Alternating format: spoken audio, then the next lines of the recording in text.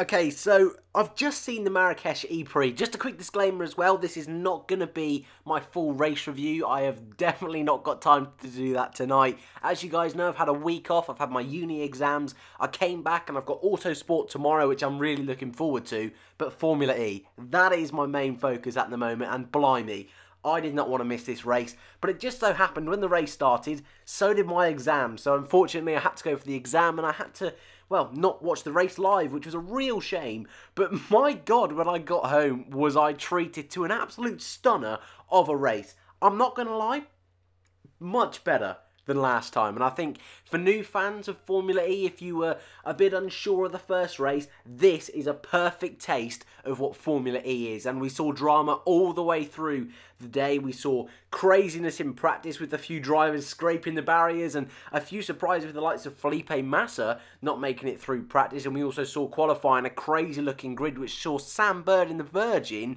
on the front row. But I just wanted to quickly go over my initial thoughts, and then most likely on Monday or Tuesday I'll go through the deep and nitty gritty stuff that we all love. And some of the big talking points then.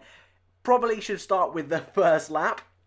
Jean-Eric Vergne, I'm going to just straight away label this, as a lot of people are, as a pretty crazy and optimistic move from Jean-Eric Vergne. He really struggled off the start, and then almost in a desperate attempt to not lose a position to BMW'S, just threw it out the inside of Bird and just completely lost it. Again, I'll talk about this a little bit in more detail on Monday or Tuesday, but that pace of that DS car really coming to light. Both Lotterer and Vergne, who were right at the back at the end of lap 1, worked their way up through the field really nicely and ended up with a really solid result. But as you can see in that picture there, utter carnage on lap 1, and that saw Pascal Wehrlein and Stoffel Vandoorne, two of the biggest fan favourites, drop out of the race instantly. And you guys know how much I love Pascal Wehrlein and Vandoorne, so, and my boy Mitch Evans as well, he got swiped on lap 1 as well when he was at the back. So utter carnage on lap 1, but I suppose the win going to Jerome Dambrossio,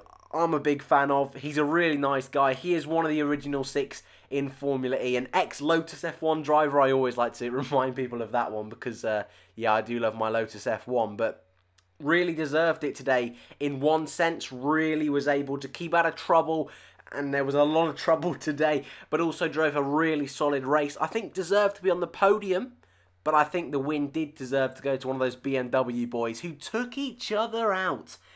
My God, how crazy was that?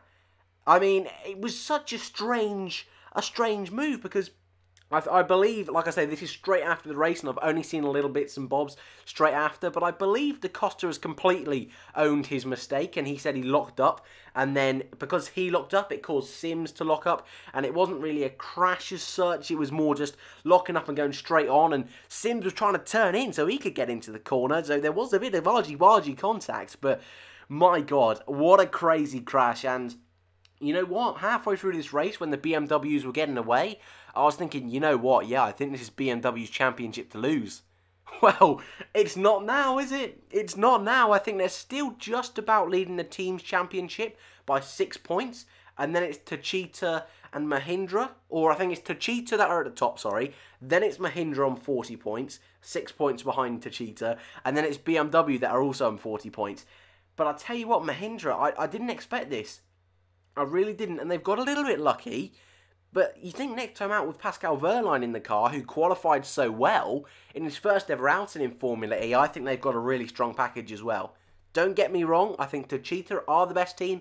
BMW, I think, are just behind them, but it's very close. And then I think probably weekend to weekend we'll see different teams up and about.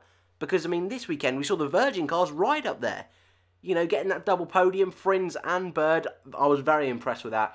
Indeed, and I suppose before we go, because this is only being a quick bite-sized video, attack mode, really enjoyed attack mode, perfect today. This is exactly what it was put into Formula E for. I think it worked really well. It was really good seeing all the different ways people were using it, the different strategies. Are you going to wait for a safety car? Something that Alex Sims did but didn't quite pay off, so really looking forward to going into that in a little bit more detail when I talk about the race fully next week. But guys, thank you for watching. Just a quick one from me today, and I'll see you in the next one.